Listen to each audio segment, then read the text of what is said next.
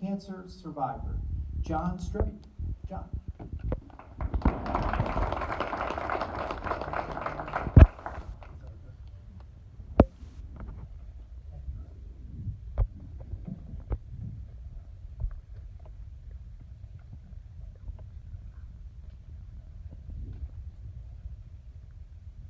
Good evening, everybody.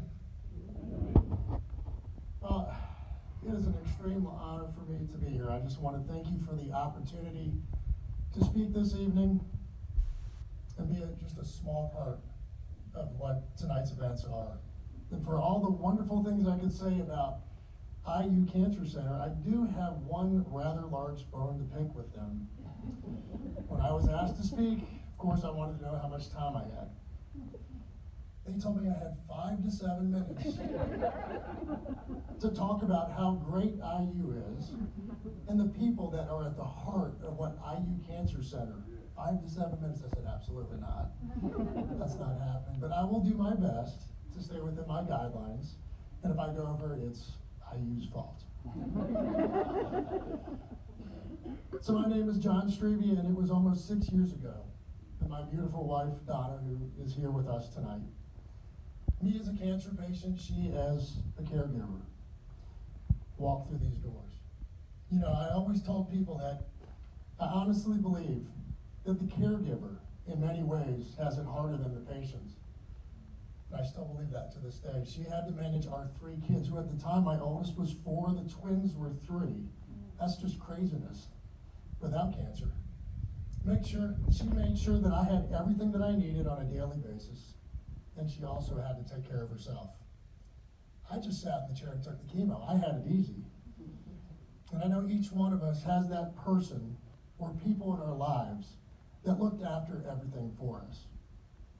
I'd like to please recognize all those people that we had in our lives that did the hard things and kept us afloat.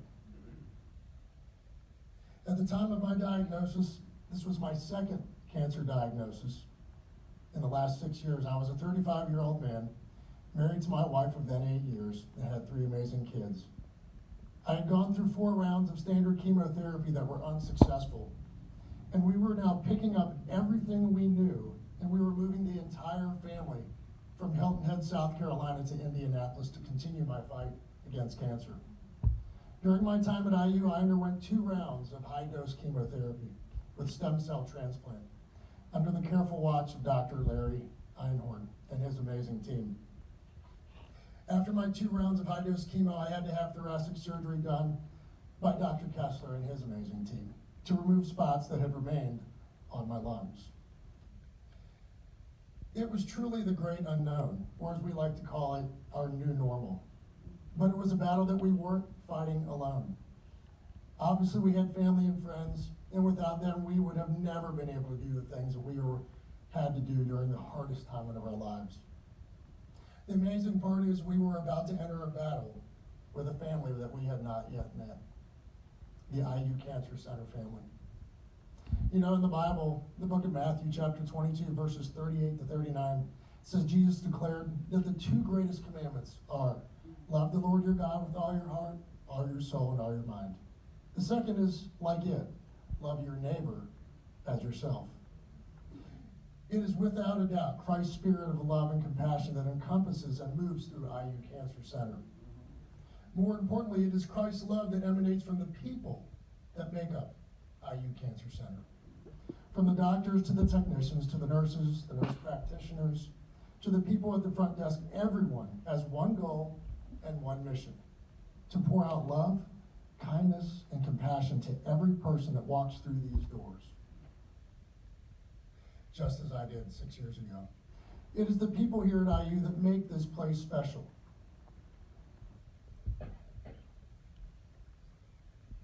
The people here at IU are the reason that Donna and I have been coming back here for the last 6 years. Probably over 16 times we've gotten in a plane, we've gotten in our car, and we drove back here so that we could have our consult, blood work, and all the scans done simply because we don't trust anybody else. We trust IU. From the first conversation we had with Jay, one of Dr. Einhorn's trusted teammates, to the second we walked through these doors, we knew this was the place we needed to be. You know, there were obviously some dark days that Don and I had that we went through, and I'm sure many of you can attest to that. But it was people like Ina, Dr. Einhorn's nurse practitioner at the time, who was there to help us, guide us, give us medical advice and wisdom, or just to be there to have a shoulder to cry on. Even Dr. Einhorn, a giant in the medical field. I can remember one meeting, my wife and I were sitting in there, and he's telling us about the protocol that I'm about to go through, and my wife is questioning the man that came up with the cure for my cancer. But you know what? This is what makes IU so great. Dr. Einhorn, in all of his greatness, was so humble. He didn't bat an eye. And he took every question and answered it because he knew he cared about us genuinely. Most recently, we had a friend of ours, Dan Davis and Christy Davis, and they happen to be here tonight. This is just another example of how great IU is. He was recently diagnosed 2 months ago with testicular cancer, the same cancer I had. So obviously we picked up the phone and we reached out to our contacts here at IU. And within hours of Dan reaching out to IU, he had an appointment set up to come here. And had an appointment that would have taken him 2 weeks to get into that same appointment somewhere else. And it just was a great example of how IU works together to get things done. You know, as I close today, I want to encourage all of you sitting here today with something that I only realized when I was diagnosed with cancer for the second time. Clearly, I didn't learn everything God wanted to teach me the first time around. So he decided to hit me upside the head with a rather large 2x4, which happened to be my second cancer diagnosis. But here's what I learned. Each one of us has a story that life's many experiences has built. A story that makes you who you are as a person. You know, God has given each one of you a story that is absolutely unique, but it's only unique to you. No one's story is better or worse than the other person. Your story is simply different, and it is solely your responsibility to tell that story and use it to affect others in a positive way. If you don't tell it, nobody else will. I have been blessed on many different occasions to tell my story, whether it be to large groups or individually. It always amazes me how God can use such a terrible thing for his good and his glory.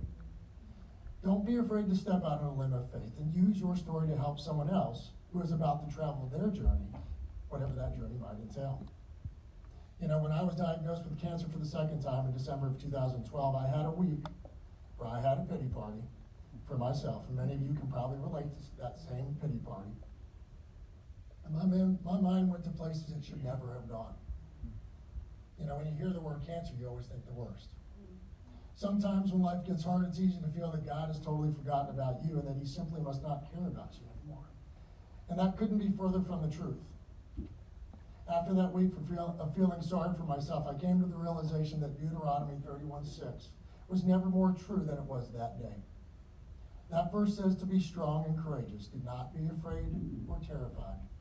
God will never leave you, and he will never, ever forsake you. It was then that I realized that he was going to use me and my story for his glory. I also realized that he was going to give me the strength to get through whatever challenges I was about to have to go through, even if the eventual outcome for me were to be death. I knew he was going to be right there holding my hand through it all. It's times like that that he's pulling you closer to him, comforting you in ways that only he can accomplish.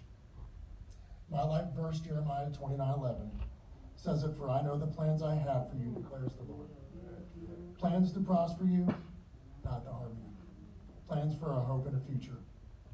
Sometimes that verse is hard to hear because you think of all the terrible things that are going on in your life and you think, if God truly loves me, then why am I going through all these trials?